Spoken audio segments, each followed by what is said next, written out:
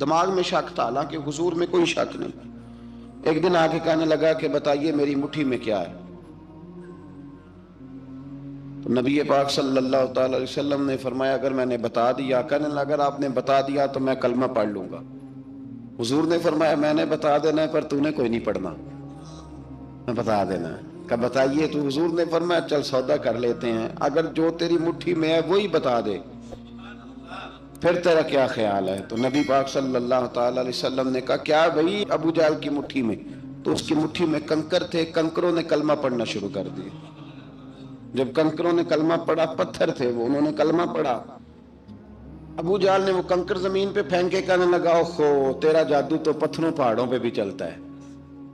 اب جملہ کہنے لگا ہوں سمجھ لینا، ابو جہل گوشت کا آدمی تھا، کنکر پتھر تھے، پتھر کلمہ پڑھ گئے۔ گوشت پوشت کا آدمی تھا پر کلمہ، کیونکہ یہاں کیا تھا؟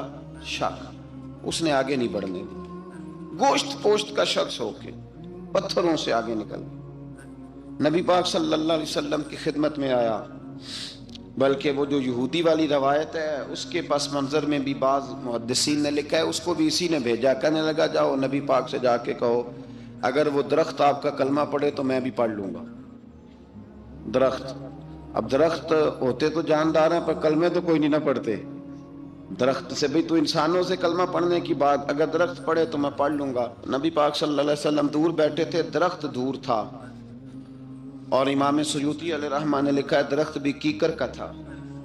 نبی پاک صلی اللہ علیہ وسلم نے فرمایا اس یہودی سے کہ تو جا کے درخت کو کہہ کہ تجھے نبی پاک بلاتے ہیں۔ فرمایا میں گیا تو پھر تم نے کہنا جادو کر کے بلایا ہے۔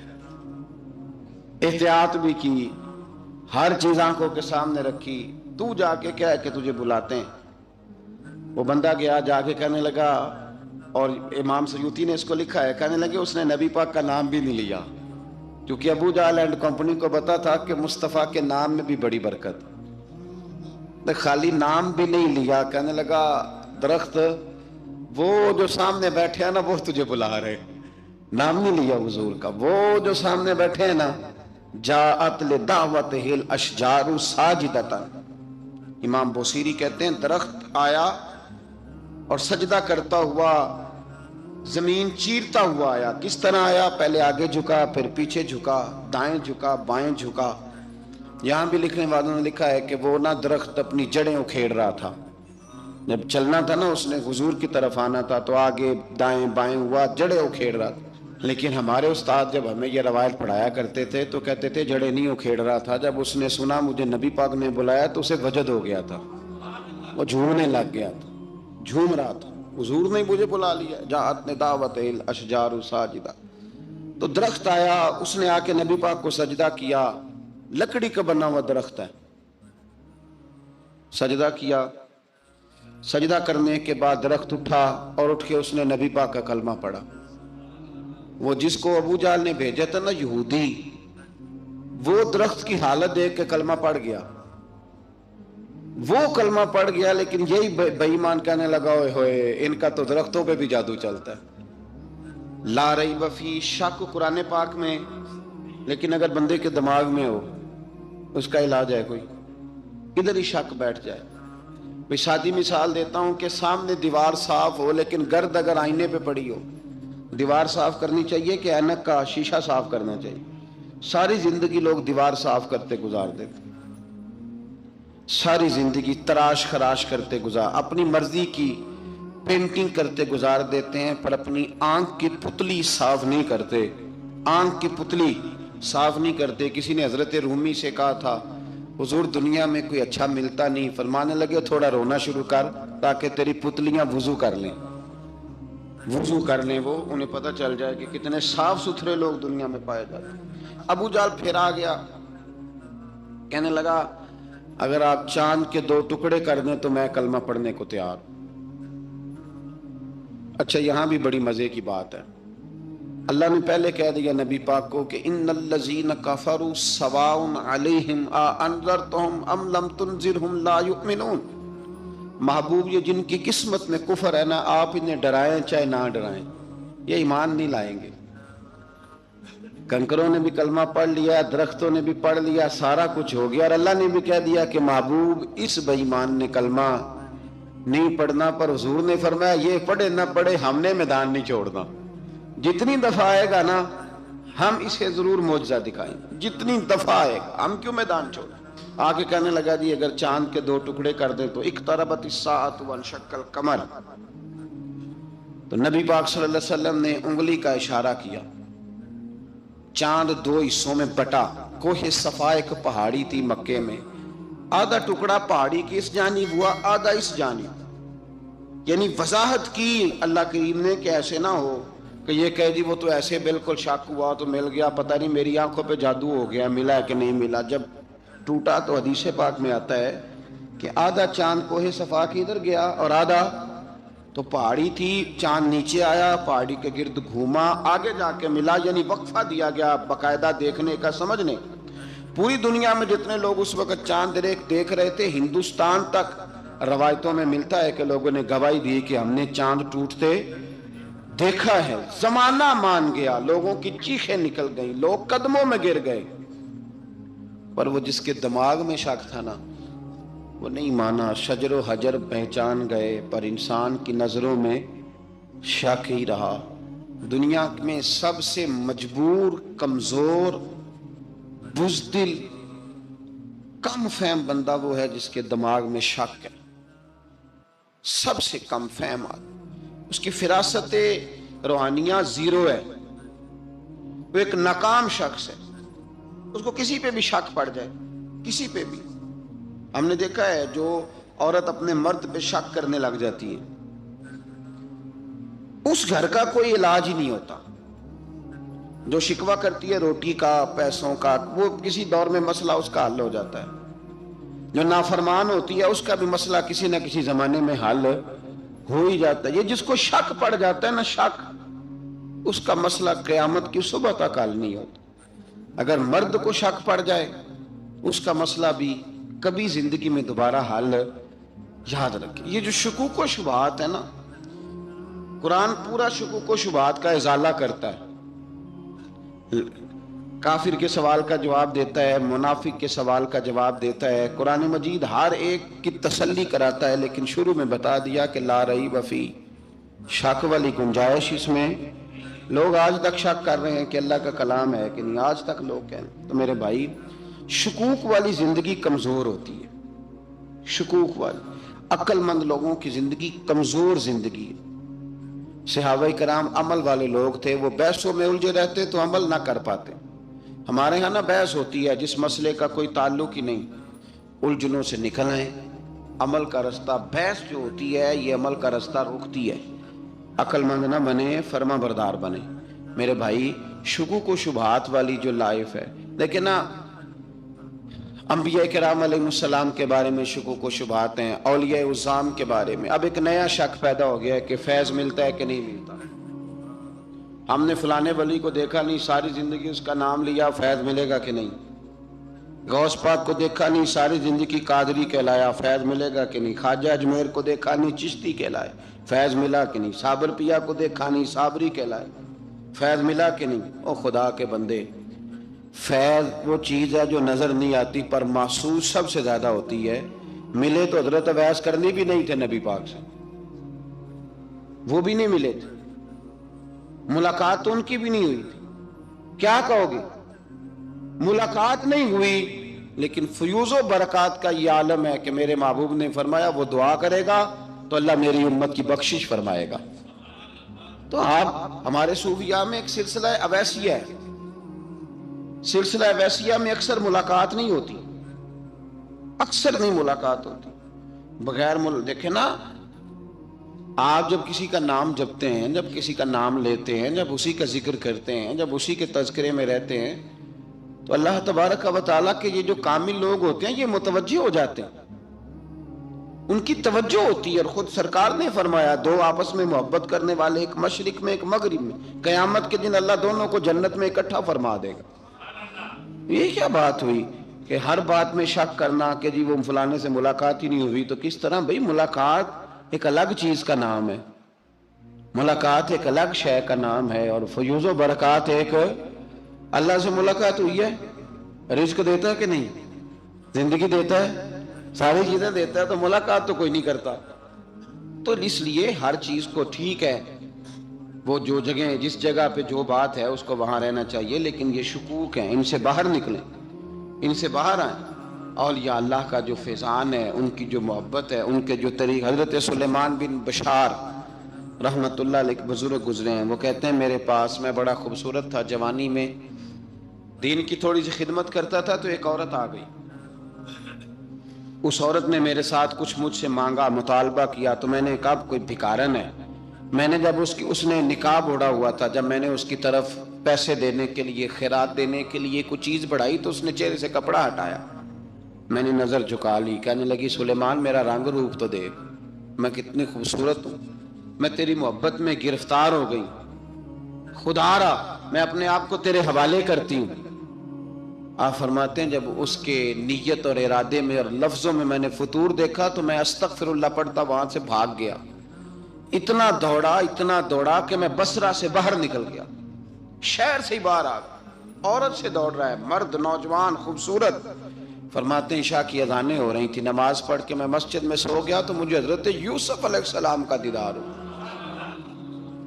جناب یوسف، کہتے ہیں میں حضور کا غلام اور غلاموں کا غلام اور صدیوں بعد کا غلام، تو جناب یوسف علیہ السلام میری خواب میں آئے اور کہنے لگے اٹھ جوان، میرے سینے سے لگ، یار تو نے تو نبی پاک کا امتی ہو کے وہ کام کیا ہے جو میں نے نبی ہو کے کیا تھا، اب کام حضرت یوسف والا کیا تھا نا، تو صدیوں اور سالوں اور مہینوں کا فاصلہ بن سکا، تو وہ آ گئے۔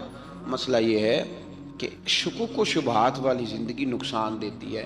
حضرت ہمارے سلسلہ مقدسہ میں ایک سلسلہ علویہ ہے جو اعلیٰ حضرت فاضل بریلوی کو حاصل تھا، شاہ عبدالعزیز صاحب محدث دہلوی رحمۃ اللہ تعالیٰ علیہ نے بڑا لکھا مولا علی کی شان پہ، حضرت علی پہ کلام، ان کا ذکر، ان کے تذکرے اس قدر فنا ہو گئے کہ ہر وقت ذکر علی کرتے۔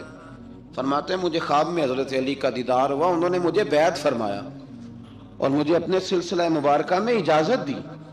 تو شاہ صاحب رحمت اللہ علیہ فرمایا کرتے تھے کہ میں نے وہ بہت کم لوگ ہیں جن کو پھر ان میں بیعت فرمایا جاتا ہے، تھوڑے چند لوگ، اور ان کو سلسلہ مبارکہ میں اس میں چند لوگ ہیں، اعلیٰ حضرت کے بعد شاہ علیہ رسول ہے، شاہ علیہ رسول کے بعد شاہ عبدالعزیز محدث دہلوی میں، وہ ڈائریکٹ مولا علی شیر خدا سے بیعت۔ تو مطلب یہ ہے کہ کام شکوک و شبہات سے نکلیں۔ قرآن نے کہا لا ریب فیہ، قرآن میں شک البتہ وَإِن كُنتُمْ فِي رَيْبٍ مِّمَّا نَزَّلْنَا عَلَىٰ عَبْدِنَا، بندے کچھ شک کرتے ہیں، اگر انہیں شک ہو تو وہ اس طرح کریں کہ فَأْتُوا بِسُورَةٍ مِّن مِّثْلِهِ، پھر اس کی مثل ایک صورت لے کے آئیں، اور وَادْعُوا شُهَدَاءَكُم مِّن دُونِ اللَّهِ إِن كُنتُمْ صَادِقِينَ، سارے بے شک اپنے حمایتی بلا لیں اگر وہ سچیں، شک والی دنیا سے باہر نکل آئیں، حقیقت والی دنیا کو قبول کریں۔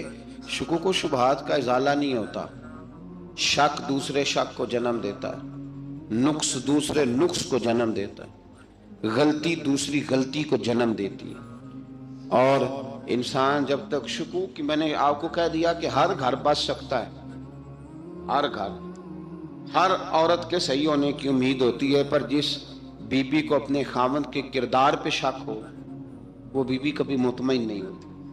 ہر گھر بس جاتا ہے، لیکن جس خاوند کو اپنے بیوی کے کردار پہ شک ہو جائے اس کا کبھی اس کے ساتھ سلوک مخلصانہ۔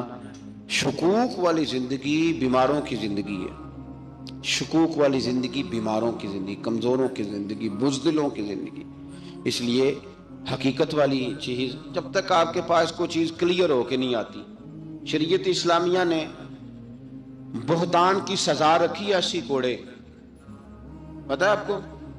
جس نے ایسے ہی بہتان لگا دیا، دلیل ہی کوئی نہیں، ایسے ہی کہہ دیا کہ جی وہ مجھے شک کیا جی انہوں نے ایسے کیا ہے، فرمایا اسے کوڑے مارو، شک کی بنیاد پر بہتان ترازی کرتا ہے، کوڑے کی سزا رکھی، 80 کوڑے مارو اس ظالم کو۔ یہ شک کر رہا ہے اس کو، جب اس کے پاس دلیل ہی کوئی نہیں۔ یہاں بڑے بندے ہیں بات کر دیتے ہیں، کہتے ہیں جی وہ ایسا ہوا ہوگا، میں نے ایسا دیکھا تھا، ہوگا، کیا تھا، ممکن ہے، تو یہ شکوک ہے۔ اس شکوک، یہ سامنے والے کا کچھ بھی نہیں بگڑتا، اس بیچارے کا کیا بگڑنا ہے۔ یاد رکھیں بڑی خوبصورت بات یہاں حضرت عبداللہ ابن مسعود کی، آپ فرمایا کرتے تھے جب کسی بندے پر بندے شک کرتے ہیں اور ناجائز شک کرتے ہیں، اللہ اس کی عزتوں میں اضافہ فرما دیتا ہے، اللہ اسے شانیں عطا کرتا ہے۔ اپنی زندگی کو بیماریوں سے نکالنے، یہ روحانی بیماری ہے شک، اس سے باہر آنا ہے۔ یہ ظلم ہے، اولیاء پہ بھی شک، صوفیاء پہ بھی شک، علماء پہ بھی شک، ہر بندے پہ شک، کوئی صحیح نہیں، سارے غلط، میں اکیلا صحیح۔ اس شک سے باہر آ جائیں، یہ نفسیاتی مریض بنا دے گا، بے سکون کرے گا، بے قرار کرے گا۔ اللہ تبارک و تعالیٰ نے ہمارے محبوب کریم علیہ السلام کو دنیا میں بھیجا تو فرمایا یا ایھا الناس قد جاءکم برہان من ربکم، اے لوگو تمہارے پاس تمہارے رب کی دلیل آ گئی۔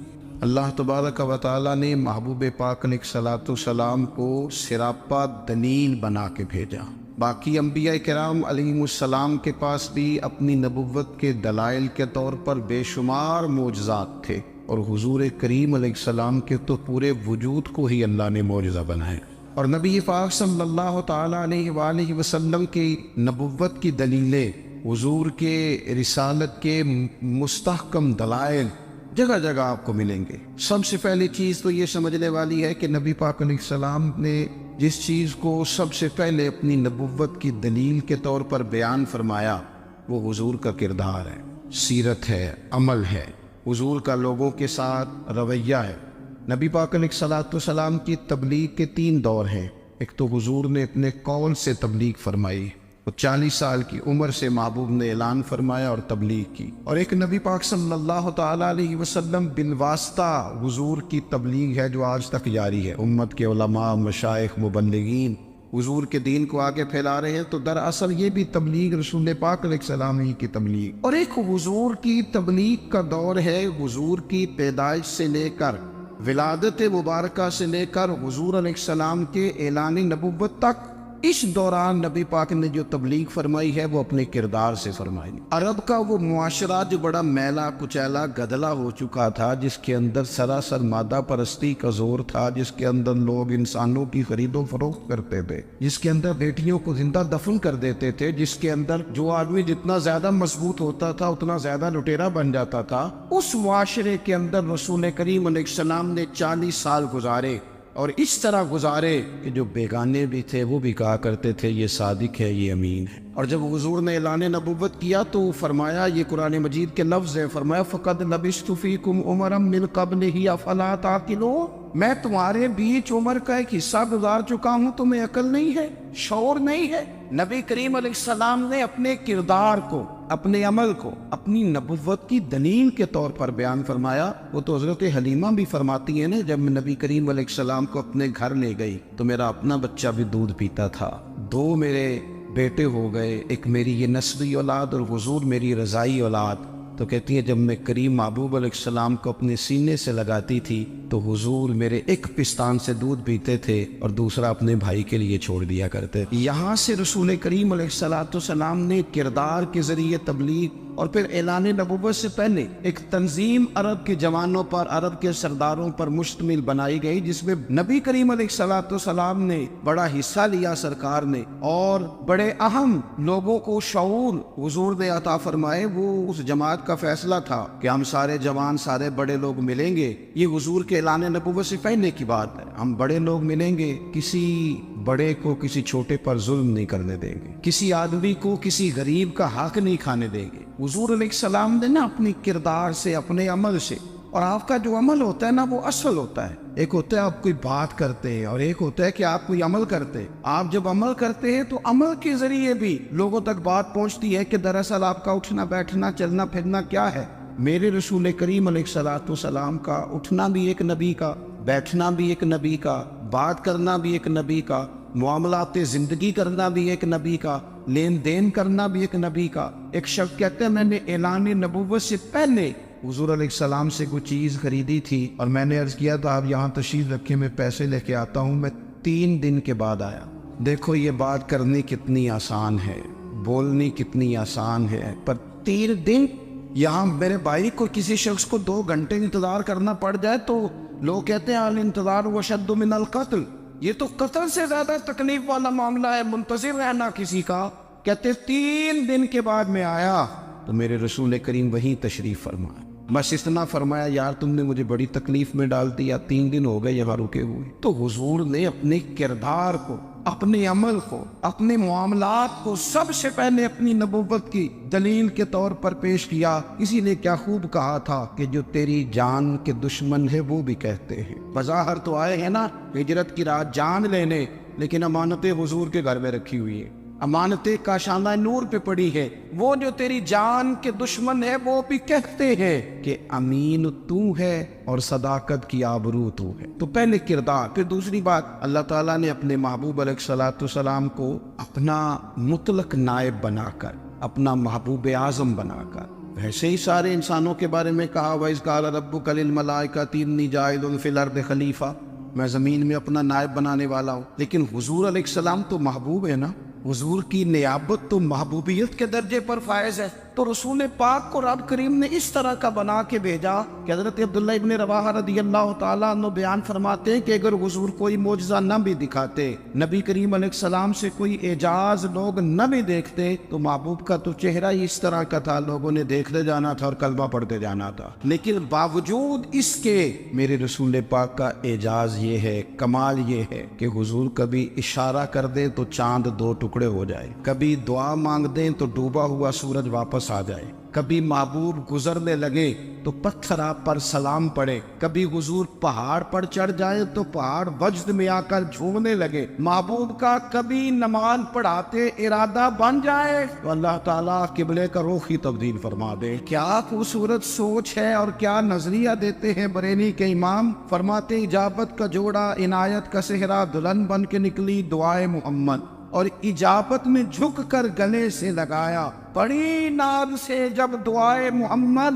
دیکھو خدا کی رضا چاہتے ہیں، دو عالم خدا چاہتا ہے رضائے محمد صلی اللہ تعالی علیہ وسلم۔ اور ایک مقام پہ فرماتے ہیں نائب دست قدرت پہ لاکھوں سلام، نائب دست قدرت پہ لاکھوں سلام۔ تو اللہ تعالیٰ نے نبی پاک صلی اللہ تعالی علیہ وسلم کو جو اعجاز۔ پھر ایک اور بات، حضور امی ہے، دنیا میں آ کر محبوب نے کسی سے پڑھا ہی نہیں، میرے محبوب نے جتنا پڑھا ہے رب کریم سے ہی پڑھا ہے۔ الرحمن علم القرآن خلق الانسان، رحمان نے قرآن سکھایا پھر انسان بنایا۔ اللہ تبارک و تعالیٰ کی بارگاہ کرم سے حضور نے لیا، رسول کریم امی ہے، یہ بھی حضور کی نبوت پر ایک بڑی دلیل۔ دیکھو ایک ہوتا ہے کوئی آدمی بچپن سے کسی چیز سے شغف رکھے اور جب اس کی عمر بڑی ہو جائے تو کہتے ہیں اس کا تجربہ بڑا ہو گیا، یہ پہلے کچھ شعر کہتا تھا، کوئی ادبی جملہ کہتا تھا، تو اب اس کی یہ کام کرتے کرتے عمر بڑی ہو گئی ہے تو رسوخ حاصل ہو گیا۔ 40 سال کی عمر مبارک تک نبی کریم نے ایک شعر بھی نہیں کہا،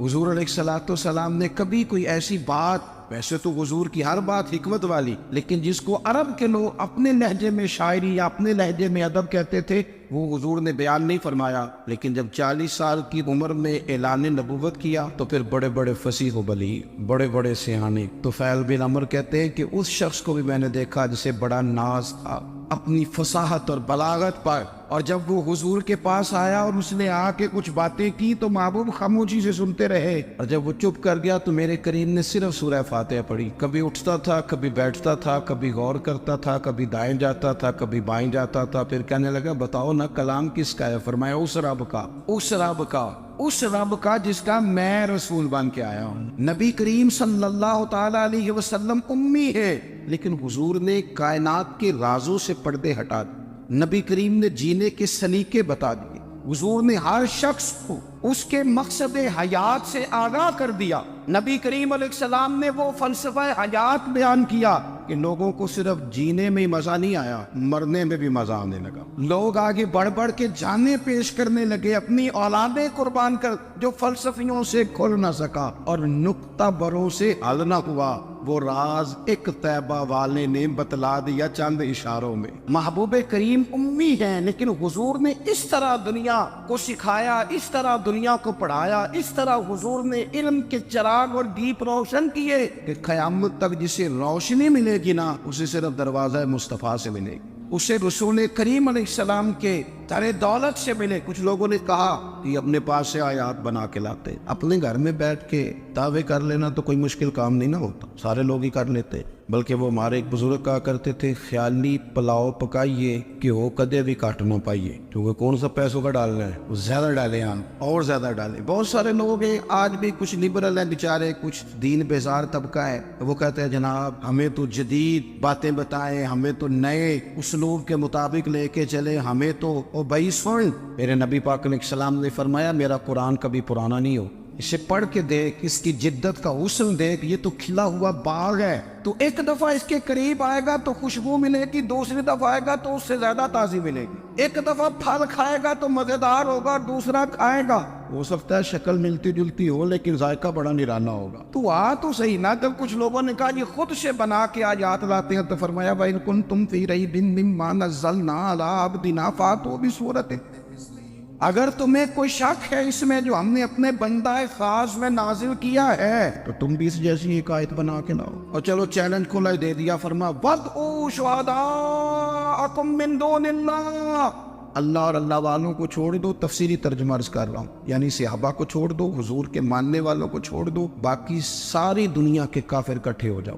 ایک آیت بس قرآن جیسی لے کے آؤ، ایک آیت لے کے آؤ، ان کنتم صادقین، اگر تم سچے ہو۔ جوانوں سنو، کہا ایک آیت، اور یہ چیلنج آج تک قرآن مجید کا موجود ہے، آج تک وَإِن كُنتُمْ فِي رَيْبٍ مِّمَّا نَزَّلْنَا عَلَىٰ عَبْدِنَا فَأْتُوا بِسُورَةٍ مِّن مِّثْلِهِ، تم قرآن کے مقابلے کی ایک صورت لے کے آؤ اور سارے حمایتی اکٹھے کر لو اپنے، ان کنتم صادقین، اگر تم سچے ہو۔ جواب تو ادھر سے آنا تھا نا، لیکن کائنات کے رب نے جواب بھی خود دیا، فرمایا فَإِن لَّمْ تَفْعَلُوا وَلَن تَفْعَلُوا، اگر تم نہ لا سکے، اور فرمایا تم لا سکتے بھی نہیں، نہ خنجر اٹھے گا نہ تلوار تم سے، یہ بازو میرے آزمائے ہوئے، وَلَن تَفْعَلُوا، تم لا بھی نہیں سکتے، فَاتَّقُوا النَّارَ الَّتِي وَقُودُهَا النَّاسُ وَالْحِجَارَةُ، پھر اس آگ سے ڈر جاؤ جس کا ایندھن آدمی اور پتھر ہے، اُعِدَّتْ لِلْكَافِرِينَ، بنائی کافروں کے لیے، مومنوں کے لیے تو رب نے جنت بنائی ہے، اُعِدَّتْ لِلْكَافِرِينَ،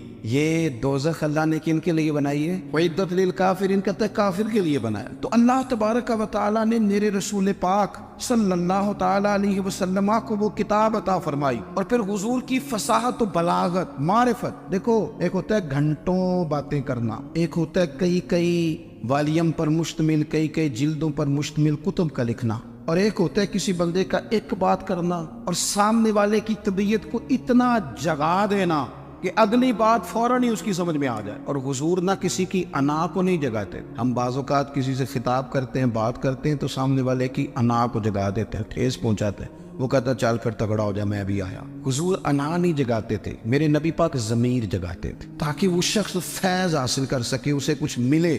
نبی کریم کا جو انداز تکلم ہے وہ اس طرح کا ہوتا تھا کہ انسان خود بخود کھل اٹھتا تھا کہ مطلب یہ بات ہونے کیا لگی ہے، مطلب حضور کیا فرمانے لگے۔ نبی کریم صلی اللہ تعالی علیہ وسلم ایک دن محبوب کریم نے صحابہ کے دیے حضور کی فصاحت و بلاغت دیکھے، فرمایا محبوب نے کتنا نادان ہے وہ شخص جو اپنے ماں باپ کو گالی دے۔ کھلی ہو گئی لوگوں کی آنکھیں، کان کھڑے ہو گئے کہ یا رسول اللہ کون ایسا بدبخت ہے جو ماں باپ کو گالی دے گا۔ اب جب سوالات ذہنی سطح پر پوری طور پر ابھر گئے نا، تو اب رسول کریم نے بات سمجھائی، یہ ہے فصاحت و بلاغت، تیرے آگے ہے یوں دبے نچے۔ فصحا عرب کے بڑے بڑے، کوئی جان منہ میں زبان نہیں بلکہ جسم میں جان نہیں۔ یا رسول اللہ کون ایسا نالائق ہے جو ماں باپ کو گالی دے؟ اب جب ذہنی سطح یہاں تک ابھر آئی تو اب حضور نے سمجھایا، اور میں جب تم کسی کے ماں باپ کو گالی دو گے نا تو وہ بھی تو جواب میں تمہارے ماں باپ کو دے گا نا، تو فی نفس ہی یہ تم نے خود ظلم کیا ہے اپنے ماں باپ۔ کیوں تم نے ایسا لہجہ اختیار کیا کہ جس سے سامنے والے کی انا جاگ جائے اور وہ تمہارے مقابلے میں آ کر کے کھڑا ہو جائے؟ کیوں تم نے اس طرح کے انداز اختیار کیے کہ جس سے سامنے والا بھی سارے پنجے کھڑے کر کے باہر نکل آئے کہ آ جاؤ پھر میں بھی میدان میں حاضر ہوں؟ رسول کریم کی فصاحت بلاغت دیکھیں نا، حضور 2-4 جملوں میں ساری بات سمجھا جاتے۔ ایک حدیث پاک اگر ہماری سمجھ میں آ جائے، ایک روایت، نبی پاک صلی اللہ تعالی علیہ وسلم نے فرمایا خوبصورت مسلمان وہ ہے جو بے مقصد باتوں کو چھوڑ دے۔